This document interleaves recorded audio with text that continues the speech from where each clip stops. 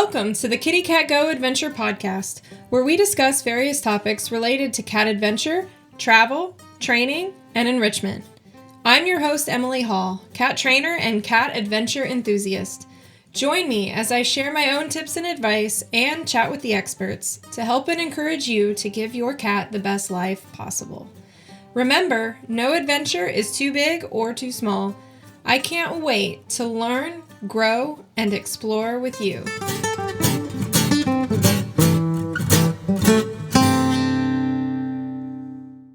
Getting your cat comfortable with strangers, both at home and in public spaces, is a challenge that most cat owners face.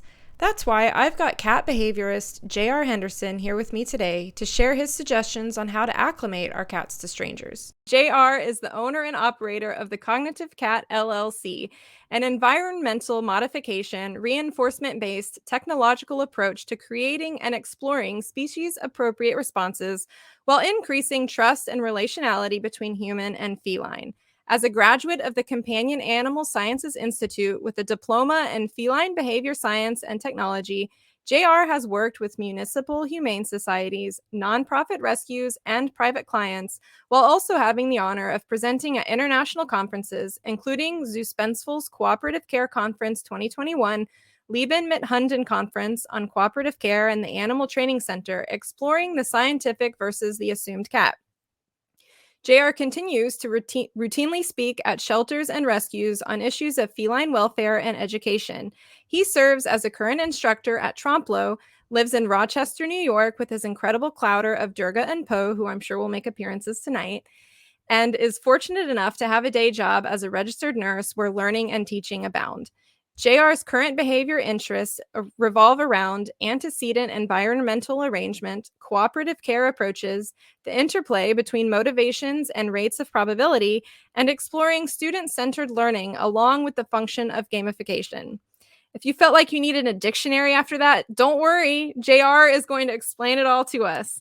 So let's go ahead and dive in. Emily, hello there. And Hi. everyone, thank you so much for inviting me. And thank you so much for everyone coming here, just spending time with us. I love the community, the interaction, the feedback loop of just learning, sharing insights and inspirations. And that's what I am here to do and to gain from everybody. So I'm excited for that as well. So thank you. Much appreciation and gratitude right off the bat. Yeah, absolutely. Thank you for being here tonight, sharing your time and your expertise and your knowledge. I'm looking forward to hearing what you have to say because I know one of my cats struggles a lot with encountering people outside. So I'm hoping after tonight, we'll have some tips and tricks that we can employ to make our adventures less stressful and more fun. I know I just read your bio and introduced you, but Can you tell us a little bit more about yourself, your cats, and the things that you do, explaining some of those terms that were in your bio? Yeah, no, certainly. And first and foremost, it's all about the cats. So I'll talk about them, certainly first and foremost. And that is what I'll do right now. So the clouder right now consists of Durga, who's my bottle fed babe. She's long hair, blue, who's right about 13 years old. And then Poe, who you saw earlier, that little calico miscreant there who is off doing something else now. And Poe is about, gosh, I don't even like to think about it, but I think about 5 or something. So it's like heart be still moment. I won't get all emotional here, but we recently lost Condi, our almost 16-year-old from the clouder about July 1st, so we're dealing with that. So talk about behavior and really watching the process of grief and then, really being a part of that and being there for yourself and it's always a fascinating thing watching ourselves in that kind of lens. So that's the clouder and they're just fantastic. And that's kind of the resin de tree why we're doing everything we're doing right now. And well, beyond that for education, much in the same way that we gain such insights and inspirations from the community, and that helps us to plan and then really set up for success with that next approximation. We hope to offer a bit of modicum of what we're getting back. We're standing on the shoulders of giants, and you too in this podcast is doing amazing things for welfare and education. So thank you and everyone who's here for putting out those ripples. So we're all here for the cats. So enough said about them because I'm sure they'll be back and stepping on the keyboard in a few minutes and all that. But yeah, I really kind of I find myself here probably because I tended to eventually I have, the cognitive cat, this business now, but it all really started in rescue. It all started with a cat named Bambi when I was 6. But anyway, it all started in rescue. And you can tell with the Disney movie that I was watching then.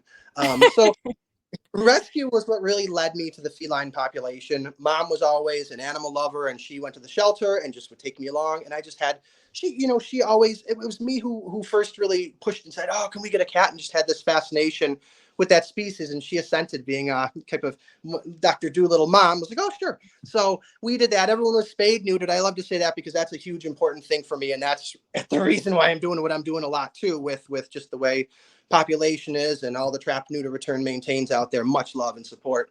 But yeah, so we kind of came through the shelter, and in that way, cats are an underserved population. Dogs are certainly in certain states, but cats are almost in every state still.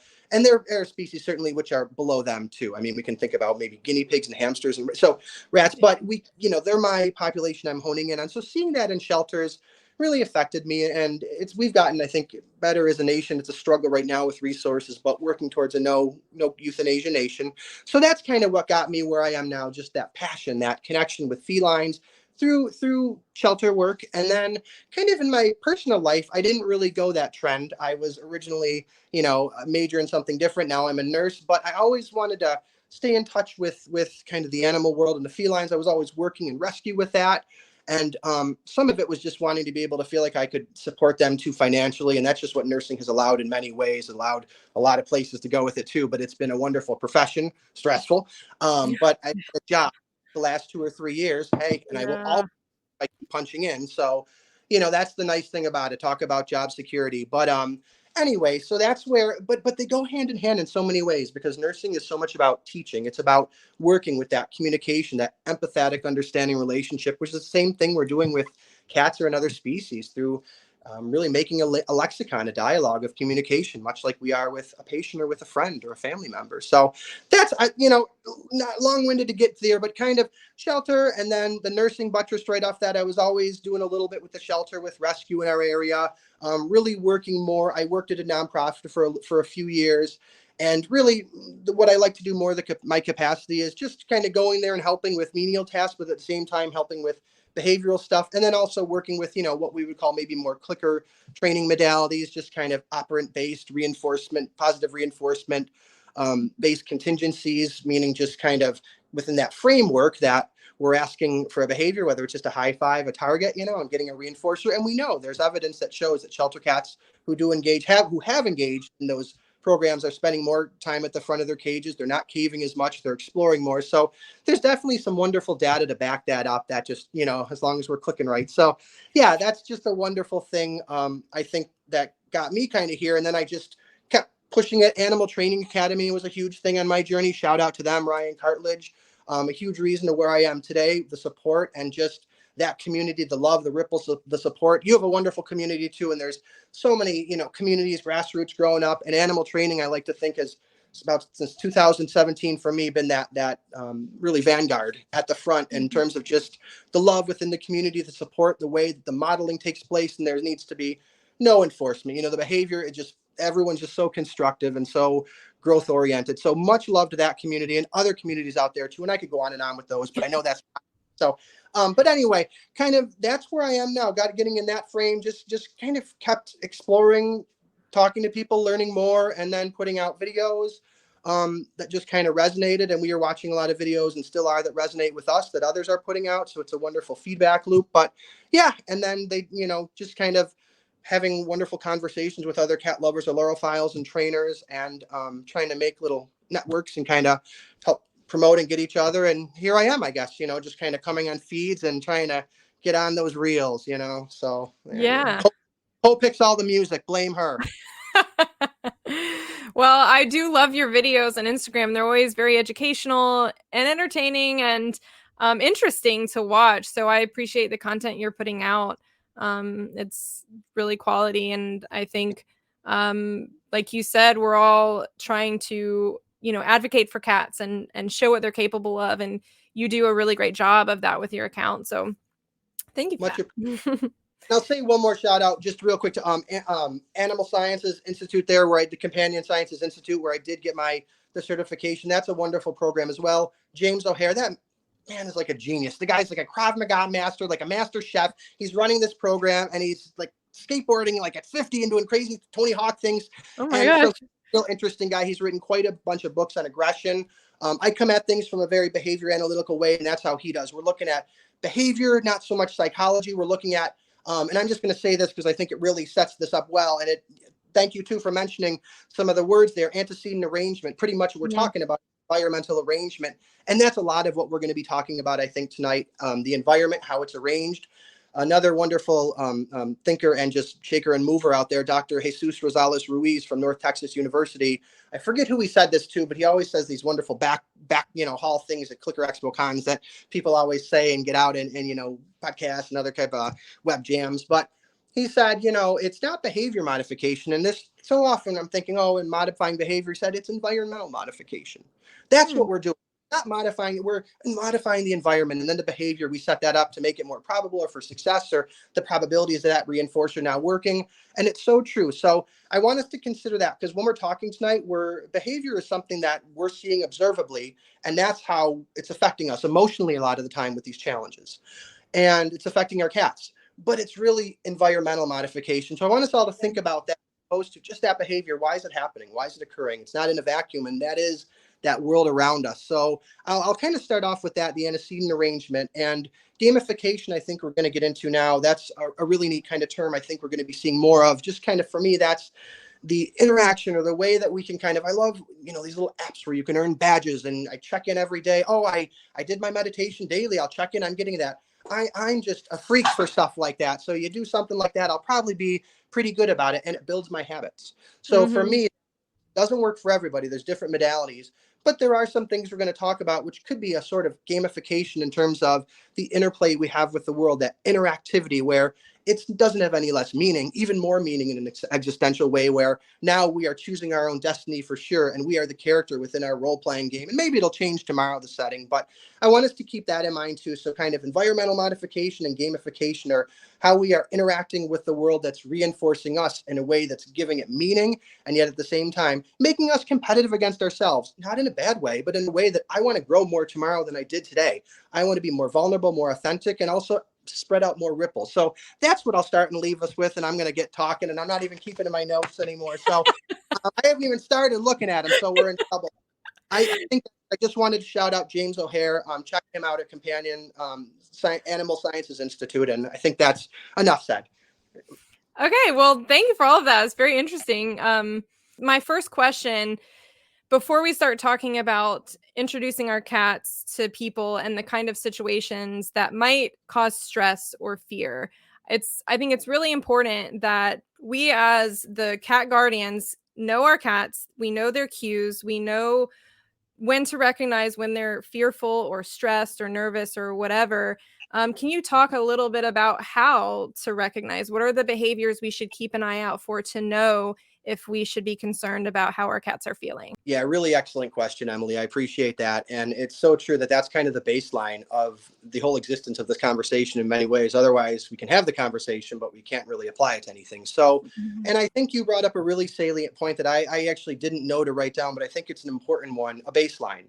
And we necessarily have a sense of what that baseline is until we understand what the behavior may be. And behavior, again, it's happening not in a vacuum, but because of what's going on around it. So keep that in mind, what's going around occurrences before and even distantly before, maybe a history of this. If the garbage truck's always coming at the same time and maybe the cat's running and hiding, we're seeing that behavior and the occurrence of it recurring at a certain time usually. So kind of the baseline of how we're interacting with stimuli in the home. And then we can extrapolate a little bit and work with that. But with that baseline, we got to recognize to begin with. And I think I'm going to use, for me, a big one is know your resources, because I don't know it all. I didn't know it all. I mean, I can just sit here and say this, this, and this, and I may do a little bit of that. But at the same time, there are some excellent resources that I find that are really pertinent to this conversation. And nowadays, there's nothing really better than, an illustrated graphic. Cat behavior has been hard to really find and get in pages. I mean, there's some wonderful books in the last 20 years from Zazie Todd's recent Purr to, Jackson Galaxy's had some great ones with Michael Delgado to even going back for, and other Pam Johnson Bennett. I always forget her name so wrong, so I so apologize. And even going further back to like Paul Lee Housen. I finally tracked that darn book down. That was expensive, but that, not original printing, but that early book kind of really delving into the behavior in a really ethological way. We don't need it necessarily in that dense sense. We just need it sort of to observe and kind of extrapolate. And again, that's going to be baseline. And I think it was Dr. Susan Friedman, who said there's more variation on a bell curve within a species than there is between species. And with that said, you know what? Maybe there's a lot of strange physiological neurochemical disorders out there. Maybe when your cat is hissing with puffed up fur, it really is happening. But as a context, we know what this behavior signifies as a whole, as a baseline, as a probability indicator. So I want to start with that too, because everything's a study of one, but due to having the recurrence of a certain behavior in certain circumstances. And I will say too, behavior is happening for really four functions. It's happening to really access something or escape something, right? To direct access, either I want this water right here, or socially, you have the water, I want the water from you. I just want to talk to you. Maybe you'll give me some water. And then there's escaping, maybe I don't want the water. You've been waterboarding me. Get out of here. I'm running from the water, an aversive task in the water. I hate swimming. I don't want to go near that pool. Maybe I have a cut and the chlorine hurts me. So there's escape in these access, and they are vary between just us within ourselves and socially what we're trying to access. So I think if we break it down and just look, is the animal trying to access or escape? That's a good starting route. And I think that really acts as a nice segue to get us into the conversation and to apply some of those more tried and true behaviors that say, oh, that traditional Halloween cat pose, that cat is definitely not wanting to be pet. I mean, that humorous thing that, oh, the cat's wagging its tail at me, or, oh, the cat's rubbing over, it wants its belly to be pet. I mean, these old, ridiculous things that get people on a 10-day course of antibiotics and a nice stay in ED for 9 hours wait there. But so if we think about that, there's access and escape. So let's think contextually within that. So I want to put that out there. And I'm going to jump back to the resources, though, because I didn't mention those. So resources, some I'll say is, one I love is icatcare.org. I think that's the International Society of Feline Medicine, ISFM. Cats Protection's another really good one. Catvets.com. That's the AAFP, American Association of Feline Practitioners. And fearfree.com, fearfreepets.com. They have wonderful resources all there to recognize behavior, which we'll talk about a little bit more in that context. But I want to mention those because they have a really nice, there's a spectrum, which we're going to mention on the fearfreepets.com that is really good to kind of use as a barometer. And I will also shout out one more thing. I think probably some of us have this one already. Kitty Language is another great one. I mean, talk about a wonderful visual book. Sometimes it's a little tough to read through and really, what's the behavior? But it's wonderful to just look. And Lily really nails it with a lot of the subtlety and everything. And I mean, right, you could have 10,000 books like that, but it's really a wonderful start and so much to build off and so much right there to start off. What a wonderful starting block to just keep adding to the lexicon of. So know your resources. Those are some that I would say I like. There's others out there. You may have your own, and that's awesome, but just know your resources. And I'm going to talk about the FAS scale, the fear, anxiety, what's that last one? Stress scale spectrum. And that's one that's used a lot in the veterinary clinic. And it's a lot of what we're talking about we'll see that access or escape. But if we're really looking at, it goes from green to yellow to red. And as it progresses to red, we see things like, usually I think of the body being, some things I'll look at are the face, the torso, the extremity, the tail, and the coat too. So now when I'm thinking about the face, I'm thinking about, again, access or escape. Are the whiskers going away or two? Are the ears going away or two? Is the lean going away or two? And then, of course, we're looking at pupils. Are they dilated?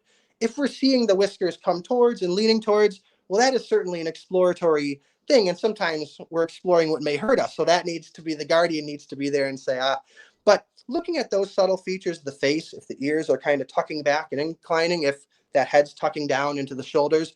So looking at that, looking at the extremity or at the body, if its torso is becoming tucked, I think, that beautiful stride when you're seeing the cat walk elongated and the tail's held up and stretched out. Not so much stretch, but that elongation of motion and dynamism, that dynamic fluidity of motion, as opposed to that real static crunchiness when we're tense. And then when our are tucked under, when we're ready to run away at a moment's notice. And then certainly the tail. Is that tail tucked? Are we keeping it close to us to protect us?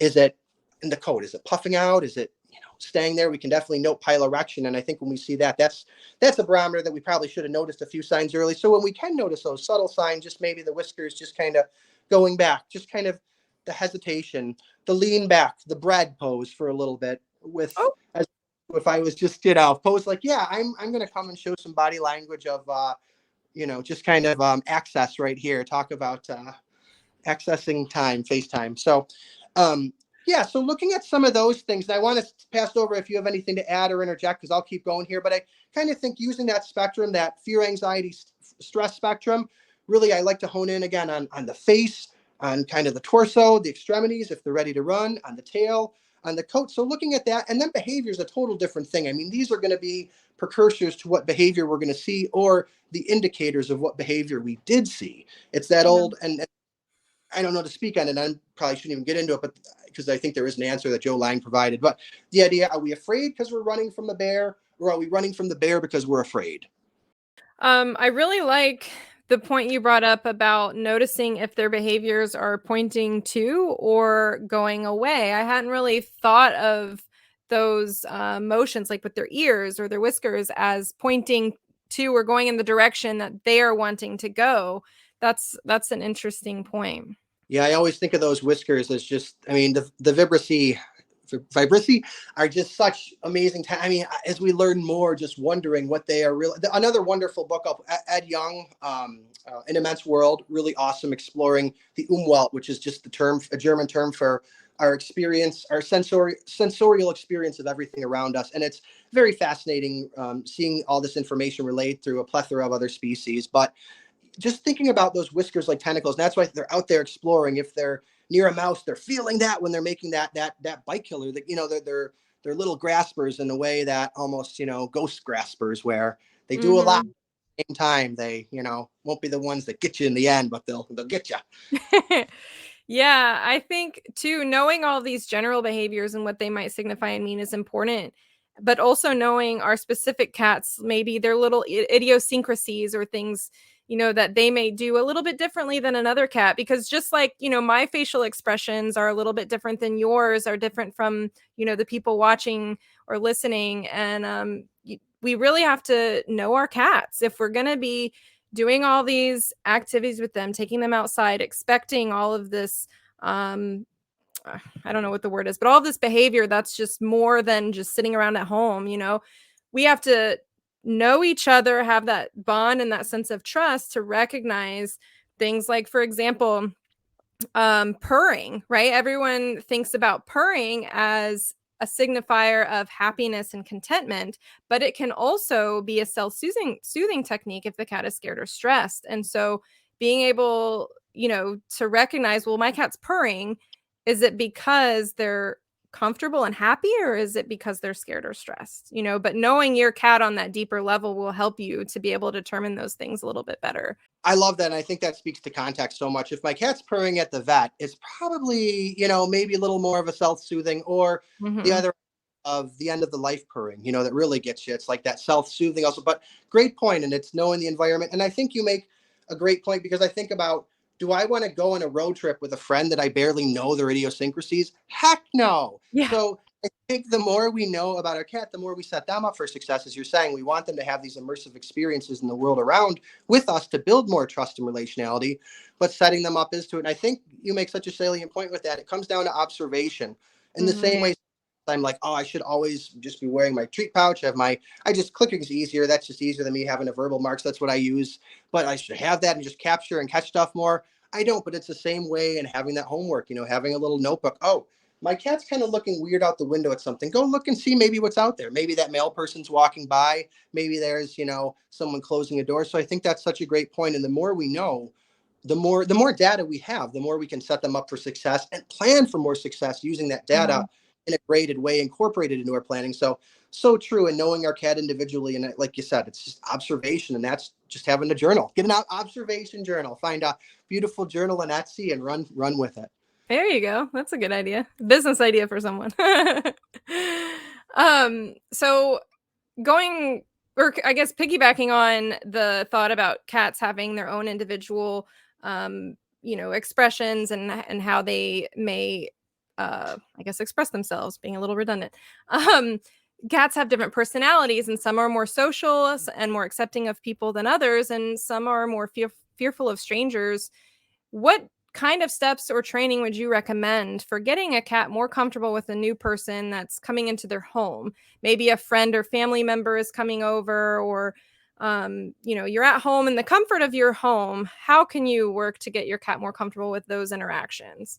Yeah, another wonderful question, and one that's very salient in all our lives, and one that I think we can all speak of. We've had great interactions with, and probably some that we thought, oh, I want to set that up for more success next time. And I think a lot of that is planning. Don't be spontaneous with it to begin with. Have a plan in place. Have a location that you're going to set this meeting arrangement up. And to begin with, that's going to offer a nice spacious room. That's somewhere the cat's going to be already have a nice positive social conditioning history, not, the room where we do nail clipping, the place where we never go except for when I bring this person over. So setting that up for success. I think also exploring some scent soakers previous, if we can, maybe get an olfactory item from the person, a scent, and bring that home a little bit, just incorporate that in ways too. And by ways, I mean, just literally having it around and having a play session just in a random point. If the cat comes and sniffs it on the floor, cool. Not necessarily like next to the food bowl or up in the face, just in a random, more like, well, they're not going to come sniff it.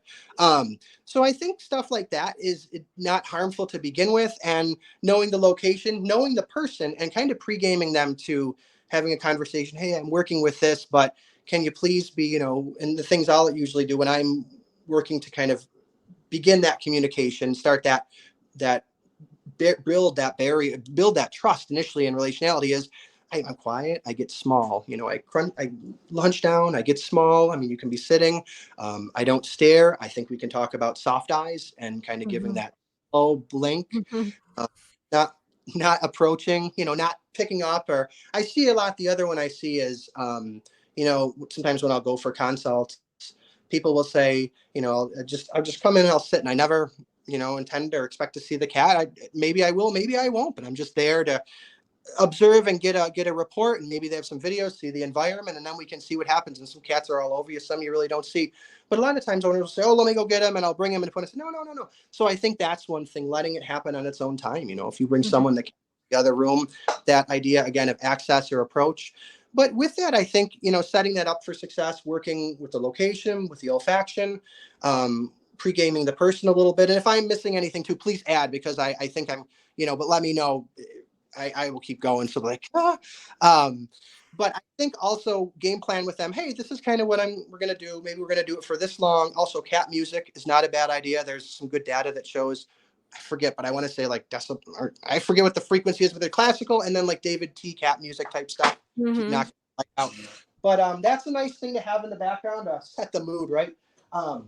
But I think pre-gaming the person, saying, hey, please come in, just sit on the couch. I'm gonna, try to maybe have a little play session or something like that. I'm gonna just put a little food in the corner and we'll see, or I'm gonna do a little clicker session, or just come in, let's just talk. Let's not try to do anything. Let's just turn on the TV and act naturally, as Ringo Starr said, and maybe that means that you watch TV at a certain time every night. We'll have that person come over at that time when it's going to be a predictable routine.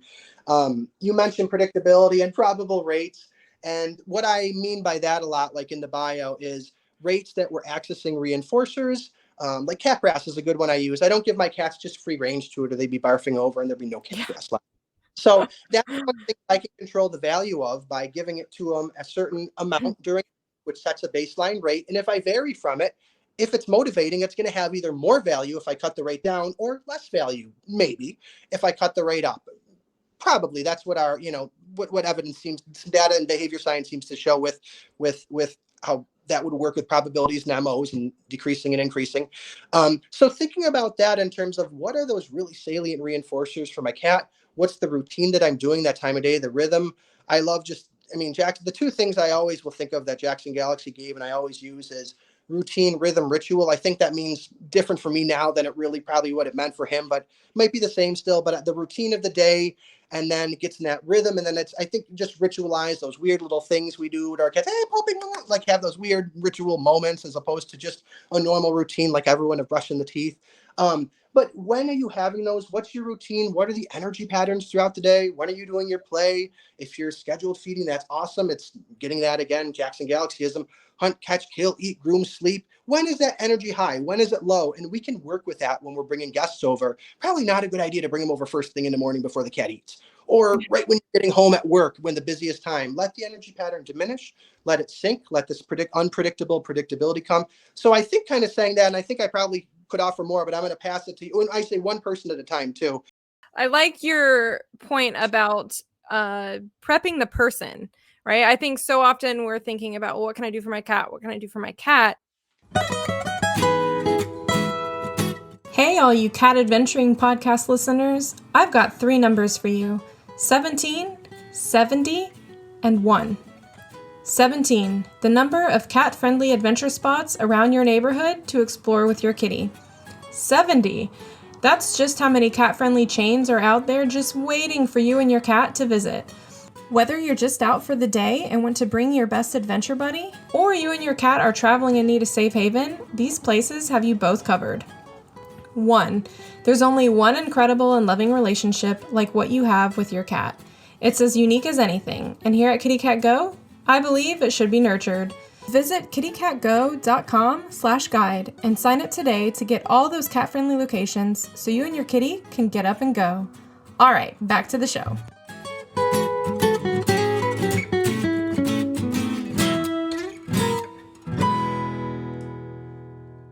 I like your point about prepping the person, right? I think so often we're thinking about, well, what can I do for my cat? What can I do for my cat? Well, one of the best things you can do for your cat is to help the person. So many people, if they didn't grow up with cats or have never really spent that much time around them, they might not know about how to handle a cat, how to pet a cat. It's different than a dog. You know, if someone's used to dogs, then their interactions with a cat might not go so well, right? So that's such a great point. We have to explain to the people, make sure they understand, don't approach, give the soft eyes, like the slow blink, like you mentioned. Coaching the person can make such a big difference, because if a stranger, or a stranger to the cat, but maybe friend or family to you, comes into the home and, you know, just goes at them or tries to pick them up or whatever, that can set things back so much. And then you're going to have to try to, you know, fix things rather than start off with a good interaction right from the beginning. Totally. And, you know, I've been talking about the people. We'll talk about the felines in a minute. I totally was going to say something and it went out of my mind. But I do laugh because a lot, even working, you know, everyone knows when you're in the shelter, you're in rescue, you're fostering. A lot of times people will be like, oh, try to pick it up. And I think, I wouldn't want to be picked up if I met you for the first time. I wouldn't want to be picked up if I'm hanging out with you for the 10th year. Don't pick any. Like, I love that idea too, that we tend to, you know, and it's not, I'm not judging it, but we tend to objectify, you know, the cats in that way as something to pick up and to be held in that way, as opposed to a lot of the adventure cat mindset, whether you are out on trails or pushing stuff in your living room. Amazingly, you know, just working with a licky mat to get to an amazing vaccination at the vet.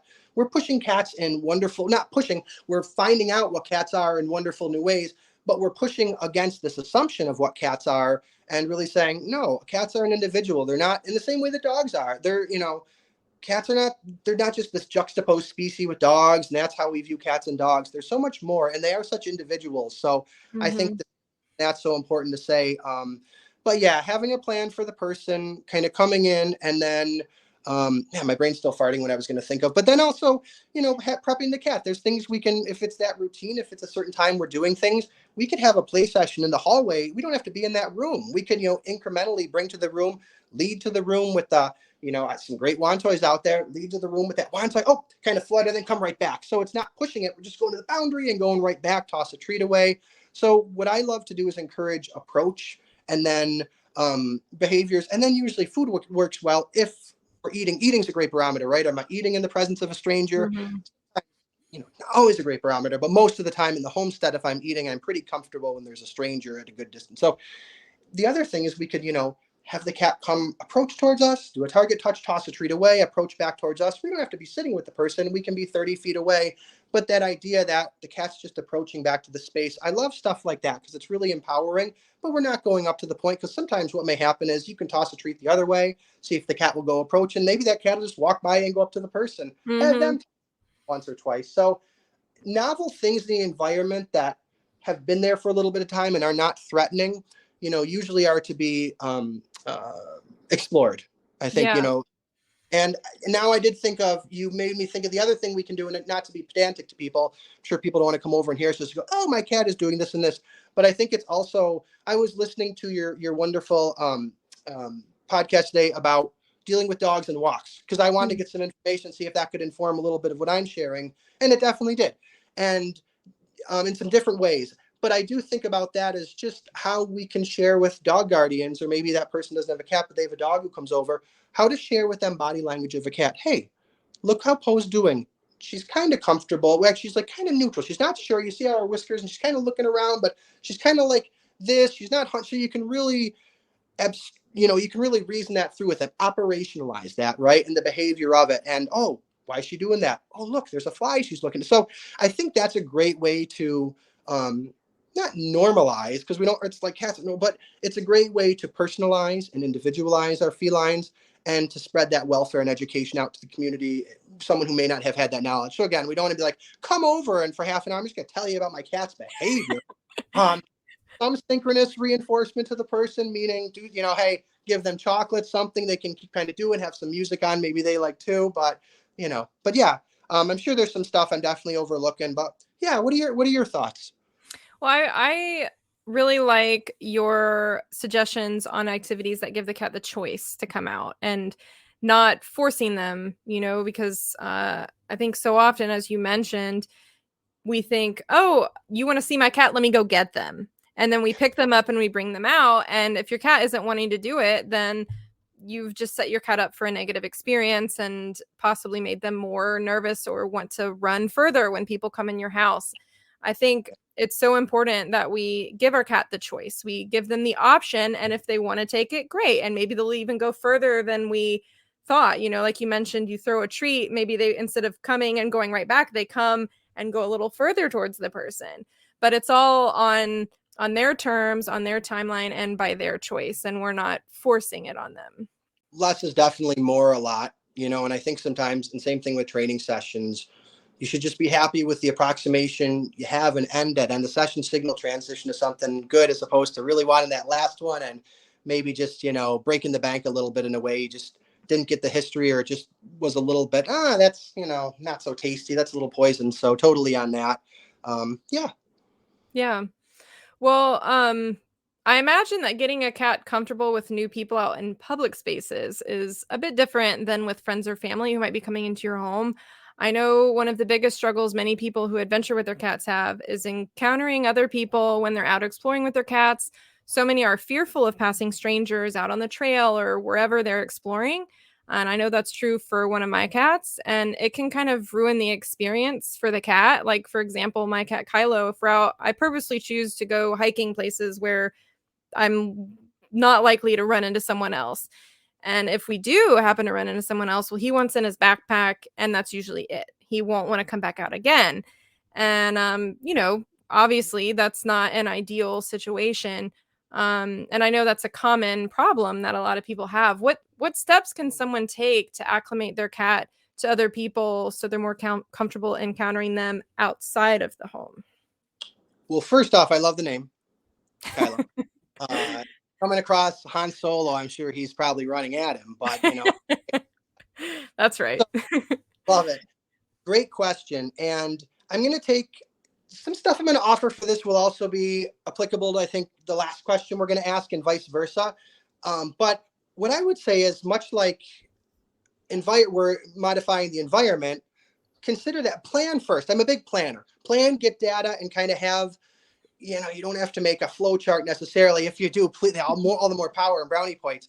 But just kind of have a sense of what you're going to do if this happens, if A happens, I'll do B. If, C happens, I'll do D. If the hits the fan, I'll turn the off switch. So have an idea kind of what you're going to do and gracefully be able to do that and feel comfortably mechanically to do that, whatever that means.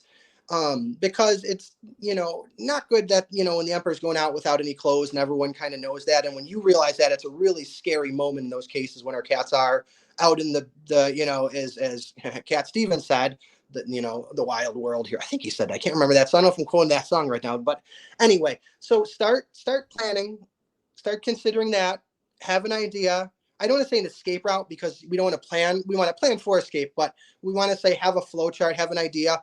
And then with that I think starting small, just in your garage, in your drive, in your yard, work with your neighborhood and your neighbors, work with your significant others and your family and have them kind of walk by in those ways. And you could be even in the doorway starting off in that way and very incrementally and graded before we're necessarily moving to generalize to the woods to, to put that same kind of put that same scenario there and expect the same behavior. Maybe we get in the comfort of our own driveway. So I would say starting that because that's going to also get you baseline data. And if, you are first adventuring, that's a great way to do it. Just get a sense of, and we probably all are, that's where we're probably walking the cats to begin with. I don't imagine starting off driving them to, to Adirondacks, the first one, and then make sure I have a playlist downloaded. I know that well now because there's no service. But anyway, that's but no, for real. So I think use the environmental controls you have around you that are going to be most applicable to working with you, meaning not, just that person driving the loud car down the road, but my mom driving a quiet car down the road or someone walking. So find those resources, use them, and then start out in your driveway, in your garage, in your yard. And what I think is effective to start out, you can do, we could always say you could have a play session, you could do treat scatters, you could do just general clicker training, targets, high fives, stuff like that, very high predictable behaviors. But I think what even might be more applicable and effective in this case is something called, we're going to talk a little bit, not completely, but I like kind of equating them in some ways, pattern games. A wonderful concept that Leslie McDevitt offered through Control Unleashed. I definitely recommend everyone check out her stuff. Amazing. So I don't know if, but we all heard of pattern games, but they can be very powerful for helping in environments that are a little more unpredictable to offer a sense of predictability. And I'm going to read a quote of Leslie because I think she really does it well here. My own idea kind of how I would put them is a series of repetitive, predictable, and reliable environmental arrangements and contextual cues. So we're arranging the environment with maybe different signifiers. A signifier could be, hey, come over here and touch this target. If you see this target, access to reinforcements open. It could be, signifier hand, stay there maybe. So cues, the cat could be cueing us. We're going to talk maybe a little bit about that.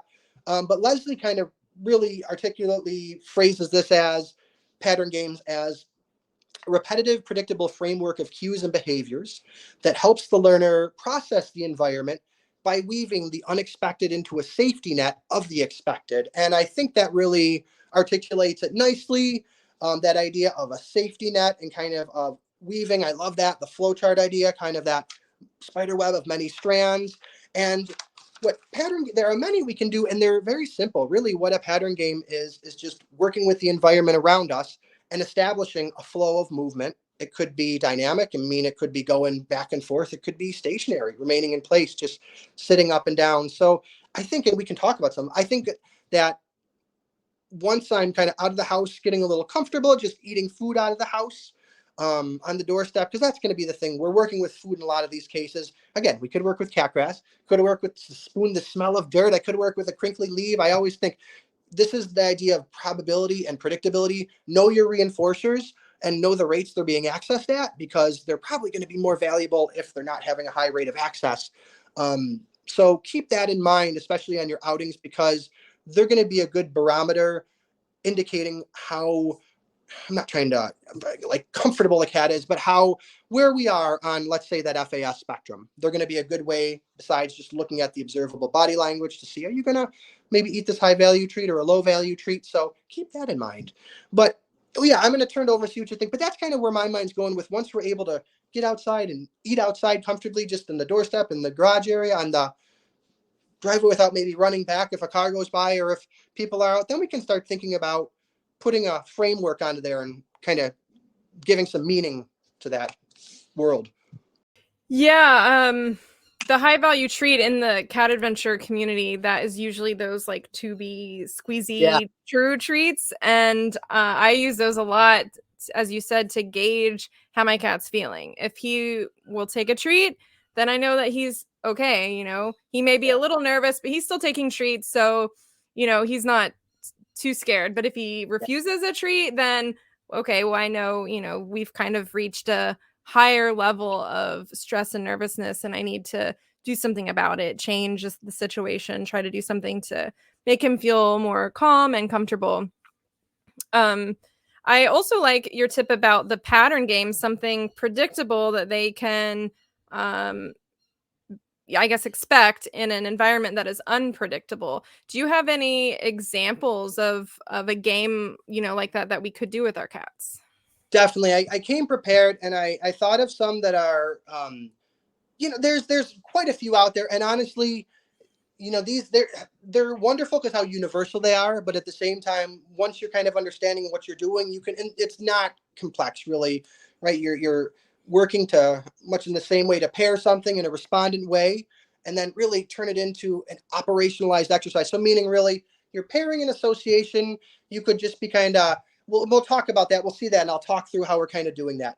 But yes, I do have some I can offer. The first one I'll say is the 1, 2, 3. We'll do that one first. That's a great one for generating motion. Initially, what you would do is kind of say, you could do it a few ways. You could teach it by just literally saying 3 and then give the treat to the cat.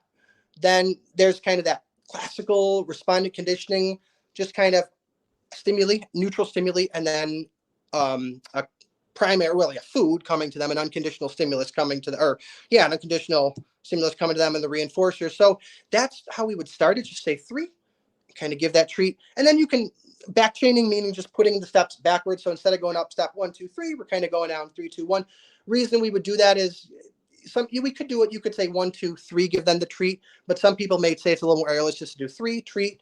Then once you do that a few times, add a 2, 3, or you do 2, 3 treat, and then add that 1 incrementally. But you could start off 1, 2, 3 treat. So that's pairing that stimulus initially of the 3 with the treat, and then putting motion. And go ahead. Are these numbers 1, 2, 3? Are these representing a behavior that you're asking them to do? They will be in a second. Okay, Exactly. okay. Sorry. No, that's awesome. That's a wonderful segue because literally, not to be corny, but that's the next step. Oh. So 1, 2, 3 is really about 3 steps. And what that means is we're going to go 1, 2, 3. And well, first off, what we should be seeing, right, when we're pairing that stimulus, when we're saying 3, giving the treat, what we should then see is the head come back up and orient towards us, or there should be some orientation once that understanding of a pattern is in place. So that's what we're kind of looking for our cat to do. If it's just kind of we're randomly eating a treat and they're just staying down there and then we're just getting to 3. So kind of waiting and seeing if we do get that sit up a little bit and maybe just look towards us, or any subtle movement that we can kind of use to develop that kind of communication of, oh, okay, I'm doing this. So that is kind of what we're initially looking for. But once we see that, once we're going 1, 2, 3, treat down, head kind of comes back up. Okay, 1, 2, or when the head's coming up at 3, then we can kind of take in steps. So initially on the 1, 2, we're just going to be walking forward. And then on the 3, the head will look up, stop, put a treat down. And then we can do the same thing. 1, 2, 3. On that 3, we stop and put that treat down. And generally the cat's going to be stopping on the 3 and looking for the treat too.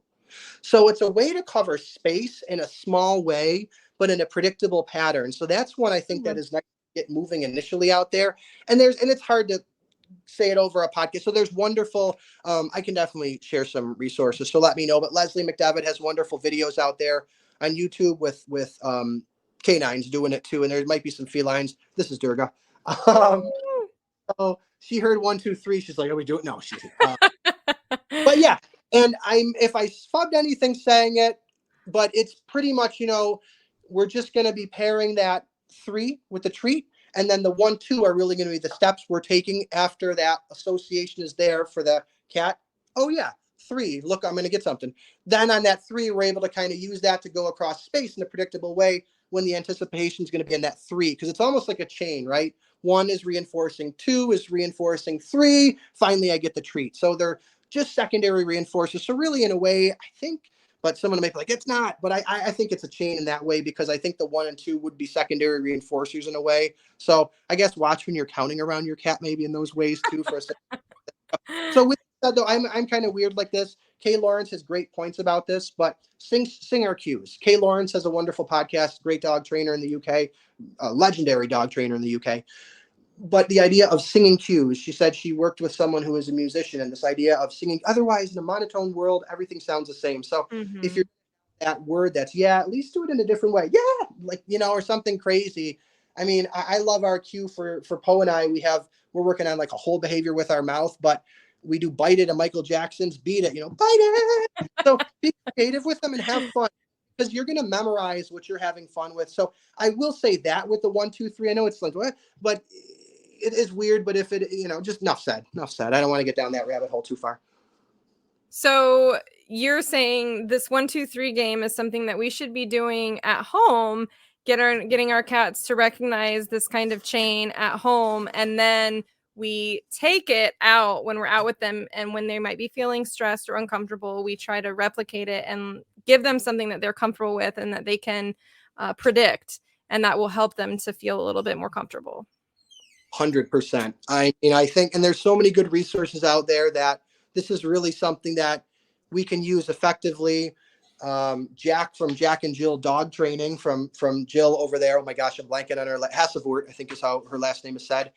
Has a wonderful. It's you type it in, Animal Training Academy, Jill Hassevort 1, 2, 3. You'll see a wonderful kind of case study from a few years ago of her working with this. I believe after Jack was a little traumatized by some idiot honking the horn in a truck driving by, or firecracker. But so yes, and it was very effective and powerful, and it's a wonderful case study. But at the same time, there's also wonderful charts from out there. And again, I can always share resources, but yes, I think it'd be very effective to do that one, which is that's going to be more a dynamic one. We're getting motion out of that. We're getting approach, or it's powerful to approach something, but it's also powerful to move away from something in a controlled manner with your back to it, not fleeing or looking. So consider that too a lot of times. Yeah, so I would say definitely getting that in home, and then I can share one more that's a little less motion. Sure. Okay.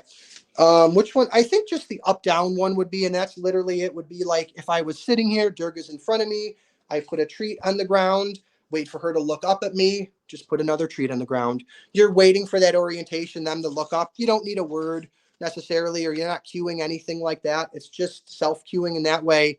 It's a start button in the way when she looks up, she's saying, you do this behavior, which is give me a treat. So you're a treat machine. But that can also be brought to like a look at me type thing. So if you're working on that, and again, distance. So I didn't bring this up. I took the word positive reinforcement out of my write-up a while ago, because I think there's value in negative reinforcement. We've seen that with cat procedures, with constructive aggressive treatment.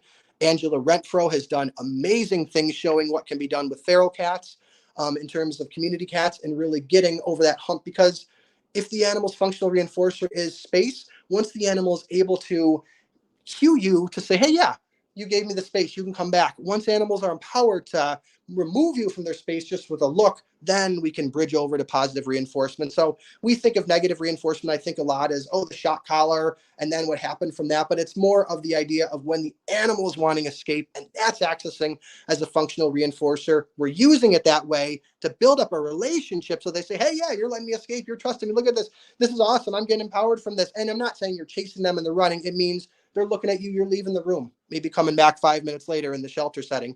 Wonderful stuff Caroline Crevier Shabbat also has with this to check out. Susan Friedman's talked eloquently on it. It's, we've seen it a lot with dogs, but I really think it's so powerful, especially with community cats, because it's much better than the hand method where I'm poking at the cat till it is just conditioned helpless and is just going to let me touch it because it has no other way but to sit there like the rat on the shocking tile, just being shocked, even though it can still get away easily. And thank God it's not biting, right, or hissing or attacking me, because I'd be in trouble. So considering that, I want to mention space, because space is an important thing. So if our cats are asking for space, listen to that, because that's going to allow you to work. You can remove yourself to a distance that's much like we see dog trainers doing with reactivity cases with either cat or Grisha Stewart's bat. They're being able to remove themselves and then use that space as a functional reinforcer to empower the dog. So use space too with that. So that's a nice another exploration to get down. But the up down can be used in that way when we either over space or close proximity for the cat to maybe. So the up down pattern is just you put it down, Durga would look up. I put another treat down. She eats it, looks back up. I put another treat down. Well, we can add something else into there. I could even have a pattern where maybe there's something in the environment. It's not highly potentiating or sensitizing, but it's just kind of, I'm looking around, I'm just kind of, well, that's awesome. Then what I can do if we're eating is you look over there at the person, you look back at me, bam, give you that treat. You look back at the person, look at me, bam, give you that treat. You can put the stimulus that might be a little bit off-putting on cue and actually make orienting towards that a way to access reinforcers. So not talking about a charging dog that's snarling, but just a nice mom in a stroller pushing the kid that's not crying by. So yeah, that's what I would think is so powerful about these, because then once you're in the pattern, you can use environmental cues and you can make these games up. I mean, you could have one where you're just sitting out at your cat, you're both looking, the cat looks at you, just give it a treat. It looks off again at the stimulate, just looks at you, give it a treat. So there's probably more I can say, and I'm leaving out about that, but I'll pass it back to you because I know I'm going to keep going. Yeah, I really like those game ideas. They're simple, they're easy, they can be done, anywhere. All you need is a treat and your cat, and we're all taking treats with us out on our adventures with our cats anyway. So, very practical advice. I like that. I won't share one, but the other one I would just highlight, I think is would be of good effectivity, is called ping pong. So the ones I think would be probably the most effective for cat guardians, and there's like station to station, but would probably be 1, 2, 3, up, down, and ping pong, and then maybe mat to mat. But you got to carry mats with you then. But And ping pong is when you toss a treat, they go get it and then return to you, right? yeah, and you could do, and it doesn't have to be a perfect return. Again, this is not something we're trying to get, we're not doing an obedience trial for this. It can just be, I'm kind of coming your way. Heck yeah, because what you're looking for is approach. You're just looking, we're looking behavior, it's either escape or approach. So if we can incorporate more approach, that's what we're doing, so that's the name of the game. So it doesn't have to be coming and looking at you. Could toss a treat, Durga could take 2 steps over, cool, toss a little treat here, and just try to get movement going, because yeah, just making that environment dynamic. And then again, if stimuli are involved, all the more power. Yeah. Well, we have an interesting question from a Yeah. viewer. Terry says that her cat was born at the beginning of the pandemic, and they found that masked interactions were very difficult. And so she's asking if you could speak to cats with strong pareidolia. I'm not sure if I'm saying that, which is seeing faces in inanimate objects, and the challenges of them not being able to see human faces when masked. Yeah, that's a really fascinating one. Thank you, Terry, too, for engaging. That's fascinating, an issue I have not come across that yet, luckily, or dealt with that. So pretty much not recognizing the owner. Is that the issue that's going down? They're not recognizing the owner and then thinking it's a stranger. Would that be the issue at play? Just to make sure I'm wrapping my head around it. Okay, Terry, if you can expand in the comments on that, then Because and helpful. then maybe it would be, how do you, and then we can get maybe down a little bit, but just, yeah. So I'm thinking if the issue is then, redirecting or not knowing who the owners are, but we'll definitely explore this more, but just maybe a little more details. Otherwise I'll just keep going and then I won't be even talking. I think that, Oh, you know what, she says the vet mostly. So I guess going to the vet office and the vet is wearing the mask, and then their cat is scared of the vet and doesn't recognize him.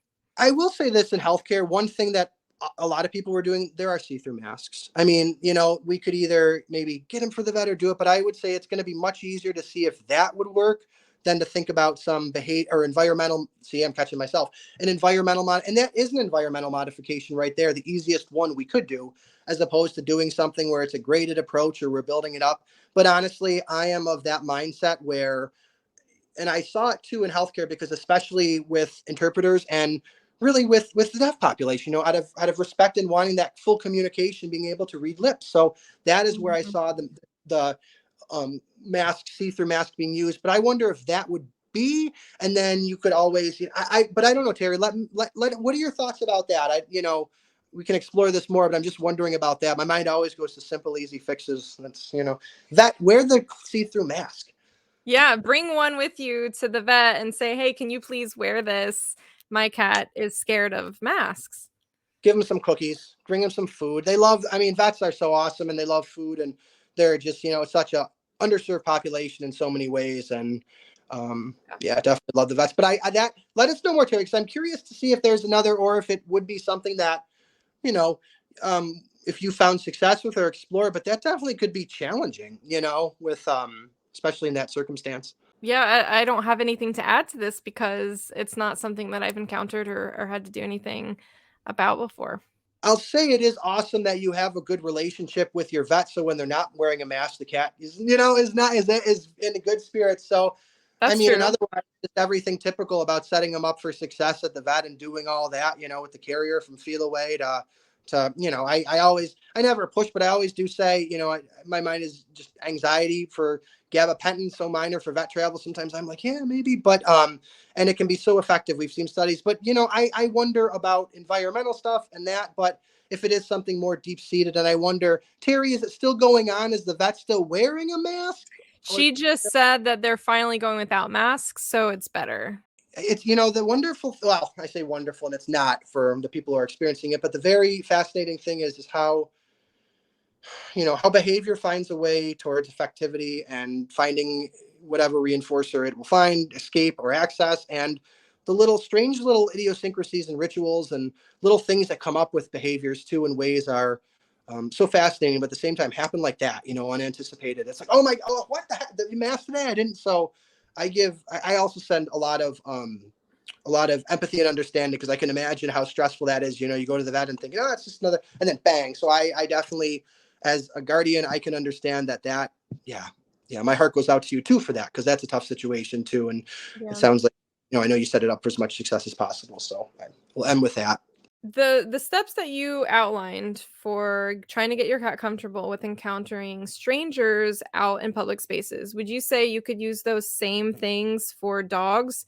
Because I know dogs they're another potentially stressful stimulus for a cat when we're out adventuring. And I'm not talking about off leash dogs; those are obviously very scary, and we would deal with an off leash dog like coming at you completely differently. But I just mean like somebody's walking their dog on a leash down the hiking trail or coming towards you, with their dog on a leash, would you follow the same steps to get your cat comfortable with those encounters as we would with the people? You very well could. And I think that's going to be up to the guardian, is what's their level of comfort. Do they want the cat to be interacting with any dog? I mean, I personally don't trust anyone's dog in America, if Yeah. I'm out, especially with, I mean, there's people I don't trust in my cats. There's no way in heck dogs are getting close. So I think we got to think about what is the modus operandi that the individual wants to work with? What is their comfort, and what's, just that framework they're working within? I mean, if it's something that they're okay with a dog coming up, well, then maybe taking, and again, it's so tough because it's too much to be asking our cats to deal with any and every behavior that the dog can throw at it, and we see what happens in society. Our society has a lot of, we're having so many, just lack of resources in so many ways, and so many individuals, just, and myself included in ways, just trying to find ways to set ourselves up for success. And then behavior comes out in crazy ways. And I see that in people. So I get worried about dogs in that same way. But I think we can't ever know how the other dog's going to be. So, but if our cat necessarily is the one who maybe is not comfortable, we can do pattern games, the ones talked about.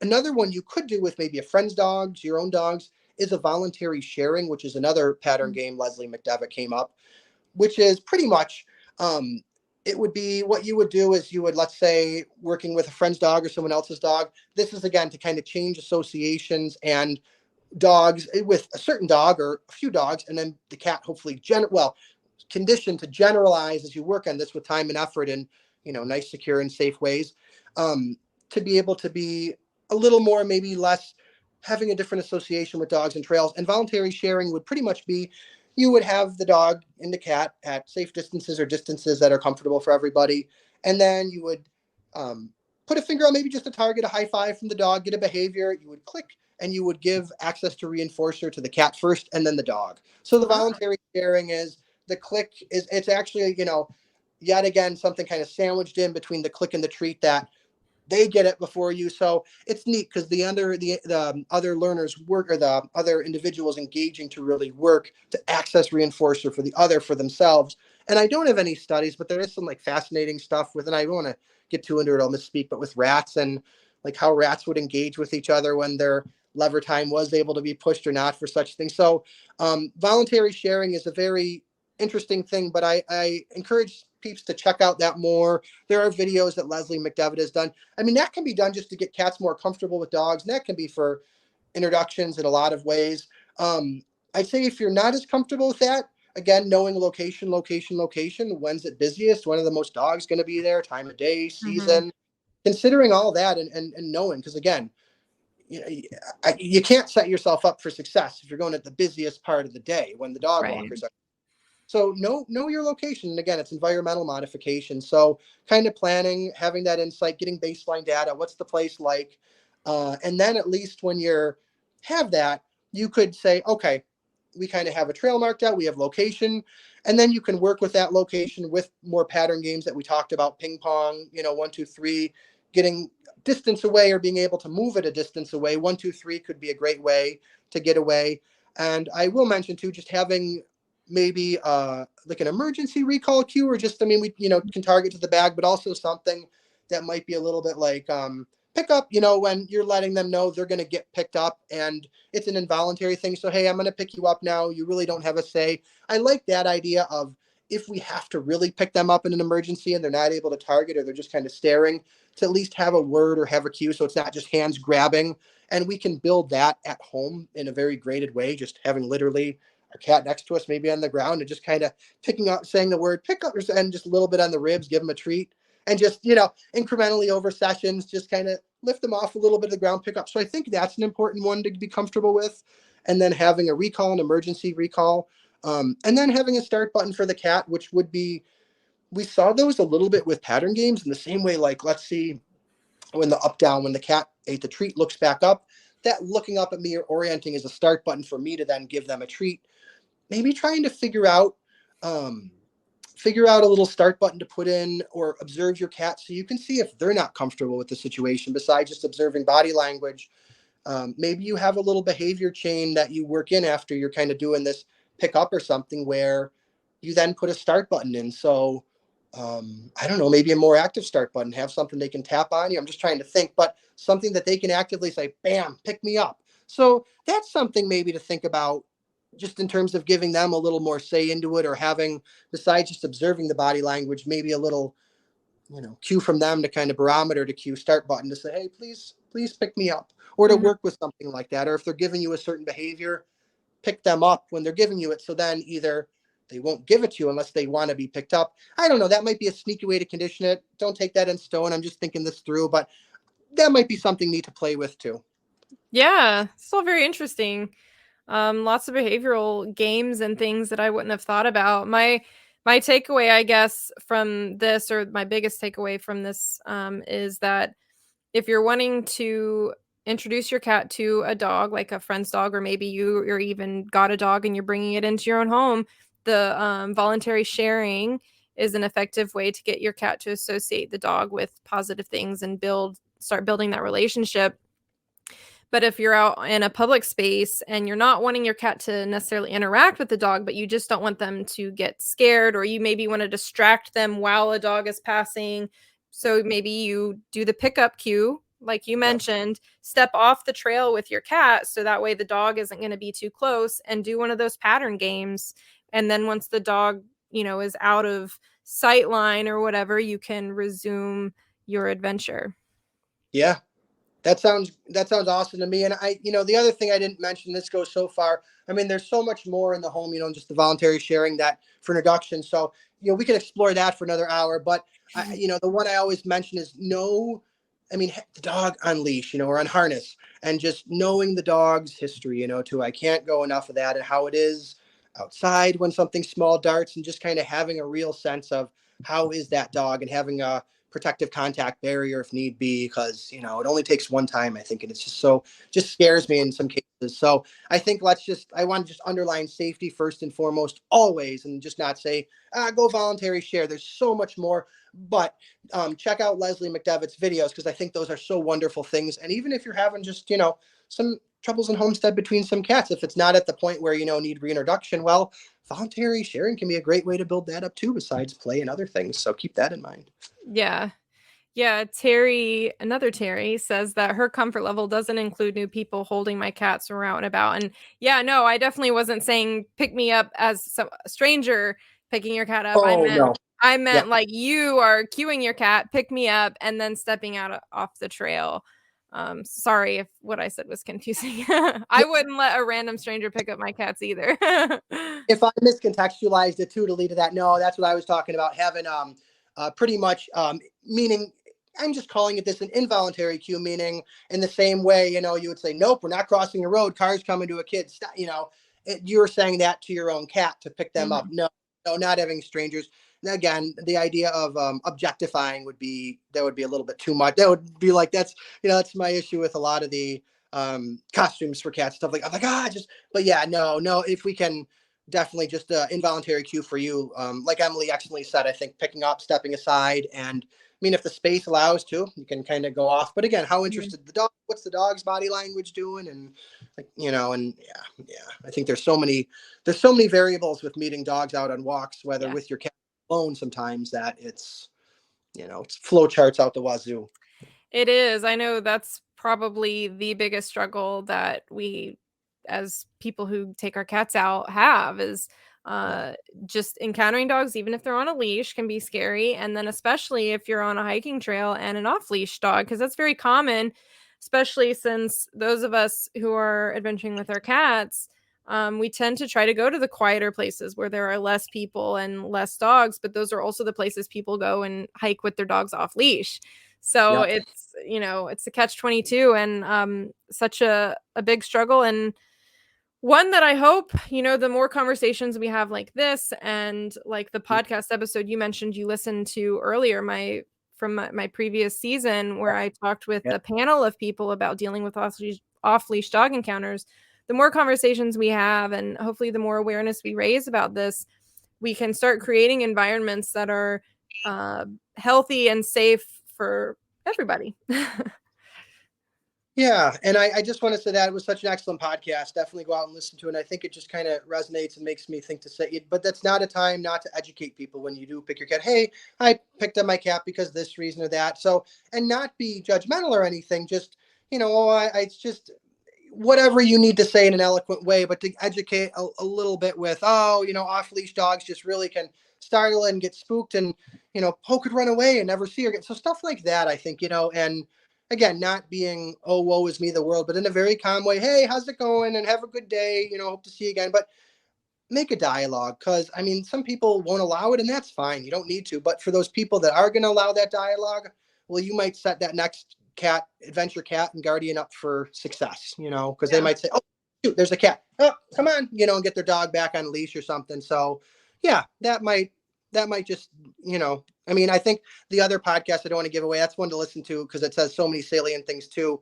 And it does say, in ways to kill them with kindness too, but just, try that relationship and open it up and just keep trying to, like Emily said, spread the dialogue and, the community. Yeah, absolutely. Well, JR, this has been so great. Thank you so much for this wonderful conversation. It has been very enlightening and informative. And I've really enjoyed it. Me too. So thank you. Yeah. And thank you. Great questions and interaction too. I appreciate everyone showing up and taking time out of their evening and hanging out with us and geeking out with us. So thank you. Yeah, absolutely. That's it for tonight. Thanks for hanging out with us. I hope you learned something new and had some fun. And again, JR, thank you so much. Thank everybody. And check next week's podcast out. All right. Well, good night, everybody. Thank you so much. Are you enjoying the Kitty Cat Go Adventure podcast? Let me know by leaving a review. This will help others to find it and hopefully be inspired to get out there, try new things, and go new places with their cat.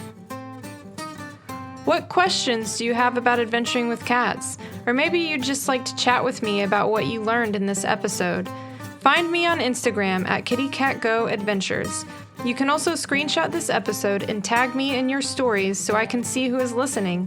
I'd love to continue the conversation with you, so find me on Instagram or join our Facebook group, Kitty Cat Go Adventure Team, so you can connect with a whole community of fellow cat adventurers. And as always, you can find the show notes, including all links and resources discussed in this episode at kittycatgo.com/podcast. Until next time, happy adventuring.